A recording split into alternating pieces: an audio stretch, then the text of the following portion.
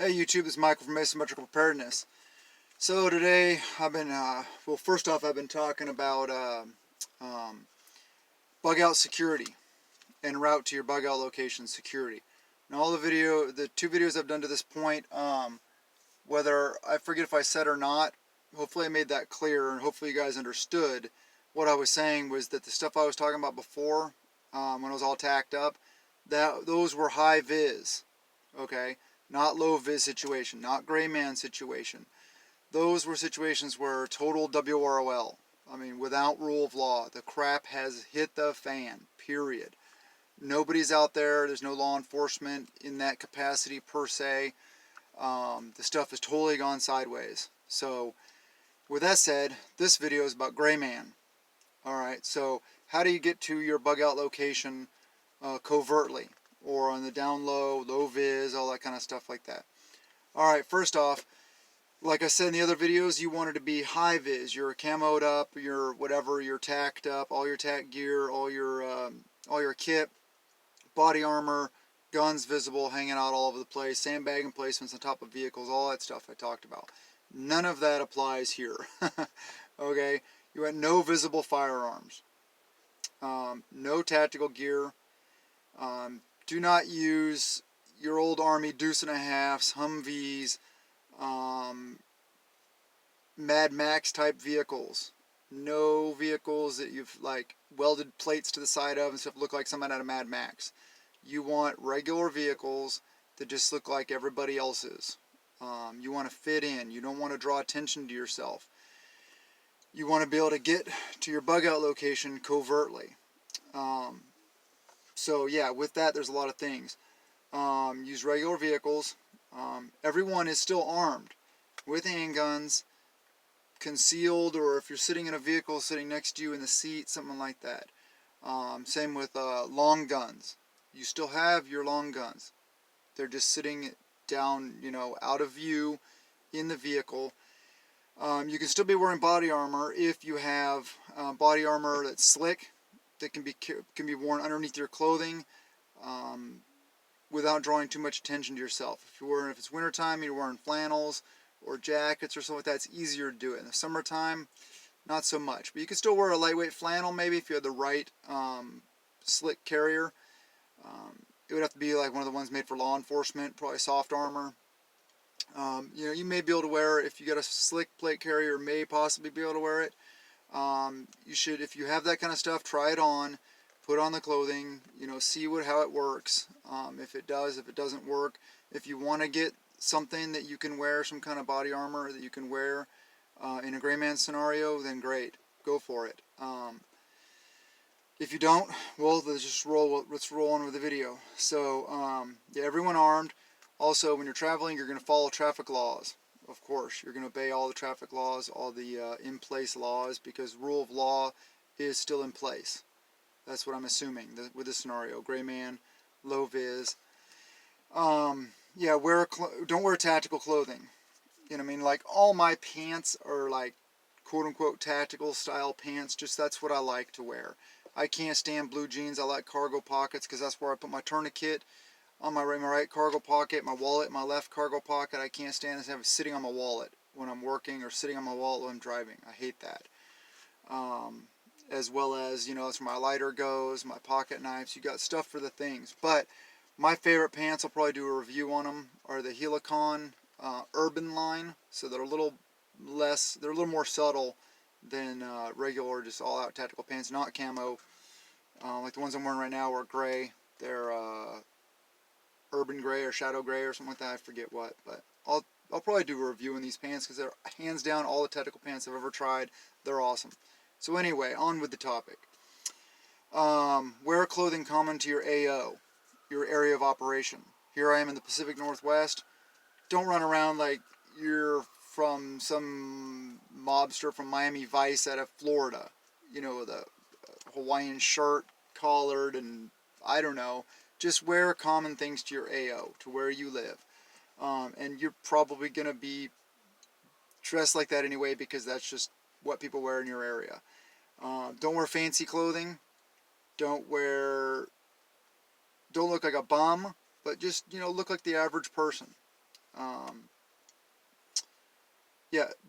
Also, when you're traveling with your mag, your group, your family, your tribe, whatever, don't make it obvious that you're a column, that you're traveling together, because things are still iffy at this point. Given the scenario, there's a lot of complexity to this topic. Also, I don't know what the scenario might be where you do gray man, but there's multiple scenarios that you would want to be gray man. So the best thing is probably just don't make it obvious that you're a column. Interact with people in your vehicles when you make stops, stuff like that. Leave somebody in each vehicle to kind of set a security perimeter. Park, facing out so that that person can keep an eye on things. Keep comms on you. Just have them, hidden. If you have an earpiece, great. You could look like a Bluetooth device. Um, just you could, if somebody asks you, oh yeah, it's just my Bluetooth or whatever, so that's common. So yeah, you want to keep in communication with each other. Same thing applies with the high vis. You want to have your maps of the routes. You want to have multiple routes. You want to have rally points. You want to have alternate rally points.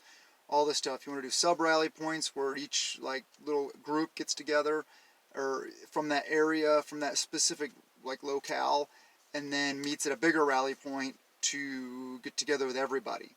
And then at that point, you may decide to kind of, since things are a little less dangerous at this point, then I'm talking high vis. High vis is high danger, high probability of danger and engagement. This is a lot lower probability. So maybe you want to stagger your column. Each vehicle leave at, a minute or a couple minute increments or intervals. Or I wouldn't suggest traveling different routes, because then you can run into a bunch of different problems. You can have problems along the way and not be able to support each other. Remain in comms, use the same route, just pick the best route that fits your situation in your area, because I can't go into that because it's going to be so different for each and every one of us. But yeah, so take the same route, just you may want to stagger your vehicles. I would say stop at the same places though, because then you'd have supportive roles there. You'd be able to support each other if someone goes down or something happens. Keep in communications. If somebody breaks down or something like that, then have at least a vehicle stop and help them, and the other vehicles maybe stop alongside the road in inconspicuous places, so that they're close to be able to provide support if something happens, but not close enough to make it obvious that you're all together. Another thing is, don't have antennas all over your vehicles. I know these guys love ham radios and have portable hams and stuff like that, but this is not the time for that. If you have one, great, just take the antennas down. CB antennas are fine on trucks and stuff like that. That's a common thing. But you don't want to have, your ham radio antenna or two. You don't want to have your CB antenna or two, your GMRS antenna, whatever kind of comms you don't want to have all these antennas all over your vehicle, because that'll just be a very key thing that people that know what they're looking for will notice. A lot of people won't. The sheeple out there would be like, whatever, they don't even notice anything. They just don't notice anything ever if it's not in front of them on their cell phone on Facebook. But don't make it obvious to people that are looking for that sort of thing, because those are not the people you want to be having notice you. We have, in the military, we have convoys that run various things across and all over the nation. And it's so funny too, because they travel on the down low. They follow a lot of these things also. But if you know what you're looking at and you know what you're looking for, I notice them all the time. I see them all the time. Like, oh, yep, there's one of the vehicles. I wonder if that's lead or trail. The lead position or the last position in the column. And then I'll notice another vehicle. I'll be like, oh, okay, and I know by looking at that vehicle what it is, and I can check them. I know who they are and what they're doing. Nobody else does, unless they're trained and they actually worked with those guys and stuff like that. So anyway, those columns are out there. Why don't you do a little practice? See if you can spot anything like that. It doesn't look like a military convoy, I'll tell you that. No government plates in their vehicles. I won't tell you the states their vehicles are plated in, because they're various. And I'm not going to tell you anything else about their roles, but keep an eye out. See if you can notice anything like that. That'd be a cool little game you can play. So yeah, one of those observation games. Head on a swivel, always. Gray man, high vis, low vis, it doesn't matter. Head on a swivel, but don't make it obvious that you're looking at stuff, that you're alert. Kind of just try to stay subtle, try to stay relaxed.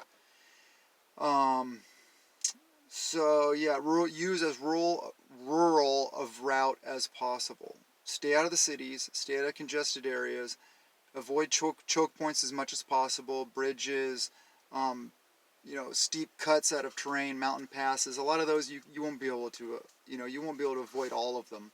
But do your best to make your route as, let me adjust the camera, make your route as clear and as avoid as many danger areas as possible.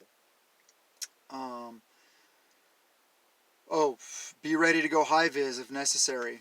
If you're traveling and stuff's starting to go down, but it hasn't really started to go down, you get to an area where it's gone down, or it's really bad.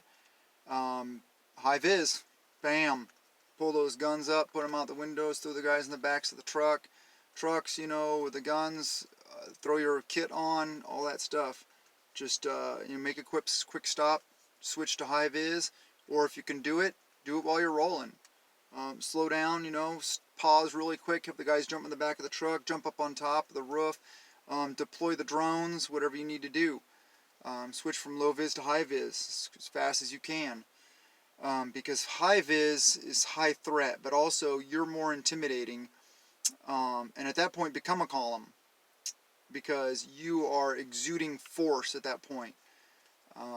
You are looking more formidable, thus less appealing as a target of opportunity for weaker groups, and or even if they're stronger, you're less appealing, because they know that if they attack somebody that's like that, that's rolling around like that, then they're going to take casualties, and they're not as willing to do so. So they're going to pick on the soft targets, especially gangs and different things like that. They're not brave, I'll tell you that. They go for weak targets, and targets that they can outnumber by vast numbers. They don't pick a fair fight. They're not real men. They don't go toe to toe. They only attack when they are assured of victory. If you're high vis and you got a lot of guns out, capable looking guys, body armor, tack gear and stuff like that, they are going to leave you alone more than likely, unless they're very desperate, which would probably be further along in this scenario that we're talking about for SHTF. Be ready to employ force as necessary, and when you need to employ force, don't half ASS it, okay? If you're going to go to guns, 100%. No wishy-washiness, no ifs, ands, or buts. If you're in the situation where you got to go to guns, overwhelming force of action and violence of action. If you just, a random gunshot flips into your vehicle from the side of the road, you slow down, stop, whatever you need to. If your road is blocked, you jump out and you use force, violence, as much violence as you can possibly muster. That will scare the living crap out of whoever's there, especially if they're unprepared. If it's just some civilian random dude that's just trying to prey off of the weak, they're not used to that violence of action that military forces can employ. So if you're going to commit 100%. It's when you're wishy-washy and stuff like that people die. Just like when more injuries happen when you are doing something not all out. If you're doing something all out and you're going for it, you're actually a lot less likely to get injured. From what I know, I could be wrong. That's what I've heard. Anyway, so yeah, be ready to go high vis. Head on a swivel, but try to remain nonchalant. Also, always be ready to ditch and go. If your column or your vehicle is under attack, or you're in a situation that obviously you quickly assess it as unwinnable, then ditch on the opposite side of the threat and grab as much kit and bug out bag or whatever you can, definitely comms, that you can, and get out. And so along the route, when you leave your column, high vis or low vis, this applies to both, have your initial rally point set. Then whenever you get there, or you get near there where your closest stop to your rally point. If your rally point's on the road, that's fine. You can have rally points along your route on the road where you're going to stop. But you're going to have alternate rally points, or like bug out points, trying to civilianize the terms, that are out of the way, that are more like in the woods or away from the road, that you're going to have on either side of the road. You can have them the same point, you know, like a mile from the road off 90 degrees right, another one mile off the road 90 degrees left. Those will be like alternate rally points. So if in between when you start off and that rally point, if anything happens along the way and you're able to get to the main rally point, then that's fine. But if you need to split to alternate rally points, then remain in comms. Try to inform everybody so they meet at the same rally point. But if you get separated and split up, at least you're at one of two rally points, hopefully. And so those are known and those are trained, and you know where they're at. Your team knows where they're at. You got maps, you got compass, you know how to get to those locations. And try to pick locations that are secure, out of the way, hidden, stuff like that. And so you need to go boots on, foot, you know, on the ground to go look at these places, set them up, and that's a good place for caches. Have caches in those locations of supplies, food, ammo, mags, that kind of stuff. So then, like, okay, so you're traveling, you get to that first rally point. Then you know, okay, those alternate rally points for that one that correlate to that first leg of the journey, those are not applicable anymore. So now you know your next set of alternate rally points is fair game. So unless it's like right after you leave your first initial rally point on the road and something happens there and you got the alternate rally points from your first leg are closer, then you may need to call that out. But people need to know which alternate rally points they're meeting at. And so basically it's like a rolling system. You get to the next rally point, so then you know your alternate rally points. You get to the next rally point, you have alternate rally points. Okay, I hope you guys understand what I'm saying here. Set this all up in advance. And you need to be boots on the ground. You need to walk these places and find out where they're at. Everybody in your mag. Best case scenario, at least have map coordinates for them. Have at least one person actually walked there and saw the location and knows that it's safe and knows that there's no big threats around it. Hopefully it'd be nice if you got everybody in your mag, or at least somebody from each family in your mag, that went boots on the ground to go verify these locations, so they know the terrain, they know how to get there. But if you can, I know it's very difficult. There's a lot of stuff to do. Prepping is a humongous thing, and I'm not trying to intimidate you. All this stuff I'm suggesting, you don't have to do all of it right now. You don't have to do all of it ever. I'm just throwing out their best case scenario and all the ideas and all the stuff that you could be training on and you could be setting up. Hopefully you have as many of these things as possible set up. But do your best. Also, don't be fearful about this whole topic. Like I say, just prep out of peace of mind. This is included. Don't do this out of fear. Don't worry too much. Don't stress about it if you don't have all this set up. Just work on it. At least look at a map. Have your routes drawn out. Have a couple different routes to your bug out location if you have a bug out location. Have several bug out locations is another good idea also. Even if you don't control them or own them, at least have them in mind. Set your rally points.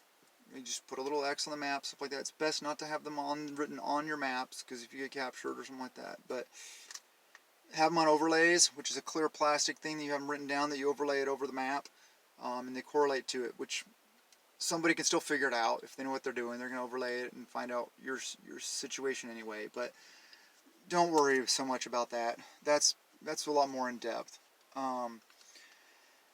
Yeah, so ditch and go.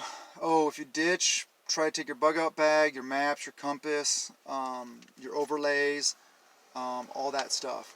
Your comms, or I just said that, comms, food, water, weaponry, tactical gear, as much stuff as you possibly can if you carry on foot. And hopefully you'll have a designated system for that. But yeah, so Gray Man it's a lot easier, I think, because you're involved with a lower threat possibility. But there's still a lot to think about. Probably a lot of stuff I didn't I didn't talk about here. Think about that. Plan your routes. Plan your locations. Train this with your mutual assistance group, your MAG, your tribe, your family, whatever you have, or yourself if you're all by yourself. Hopefully you're not. Hopefully you're working towards a MAG. But at least, do these things. Drive them. Know your routes. Know what's along your routes. Be able to recognize them. And this is high vis or low vis. If you drive your route enough, if you can, that what's out of place and stuff like that, is you're better able to deal with situations that may come about. So, yeah, drive, train, practice this as much as possible. Don't be discouraged if you can't. This is all just food for thought. I just want to encourage you guys to think about these things. Do as many as you can. Prepare as many as you can. At least try to have some maps. So that whenever you do bug out, you can have some general ideas of where some safe areas are, and you can look at the maps and try to see which ones look like the smallest roads and the most out of the way locations to get there. And bridges will be shown on maps and stuff like that, so you can try to avoid all that kind of stuff. At least have some maps. At least take a look at them. Set out some areas. Circle an area in the woods or in the mountains or something like that. If you don't have a location designed to set up, you need to find a location. That's the best thing, by scouting, driving up into the mountains or something like that if you have, or driving to a rural area, a stand of trees, some forested area. I don't know. Everybody, you guys all live in different places than I do. I have mountains and trees here. Everywhere I look, I'm surrounded by trees. Trees are everywhere in Washington. That's why it's the evergreen state. So, food for thought. Just think about these things. Keep your heads up. I love you guys. If you like my videos, please subscribe. Please hit the like button. Share the videos. Also, if you want to support and help out the channel, every once in a while I put in my videos, I put an Amazon affiliate link in there. You don't get charged anything extra. You don't have to buy anything extra. I try to put up links to relevant things that are good deals and things that I buy regularly. But if you do shop on Amazon regularly anyway, I'm not asking you to spend anything money or do anything special for me. But if you do normally shop on Amazon, if you could just click the link, get to Amazon via that link. You don't even have to buy what is on my link. Just please, if you could just follow the link to get yourself to Amazon, then just get what you normally get. Don't do anything special for me, please. Just, if you could, maybe every once in a while, just follow that link. Order what you normally do, and it'll help on my channel, help me get some new equipment, make some better videos, and better content. I'll be able to get some more, get some different things, purchase some different things, so I could do more hands-on videos, more how-to videos, reviews, stuff like that. I really want to put out better content. I'm not going to get rich off this. All the money I get, I'm going to sink back into doing things for the channel and building the channel and doing things to show you guys so I can teach you guys. I have enough. I can take care of myself. I can get my own preps. I can pay all my own bills. I have a very good job. I'm very blessed. My family's blessed. I thank Heavenly Father for everything. All it's going to do is help me build this channel and make things better for you guys. I'm already improving as I can. I will do it anyway, no matter if I don't get any money from it. It's just one of those things out there, and I appreciate you guys so much. I'm so blessed to have all the subscribers I have, 164 as of today.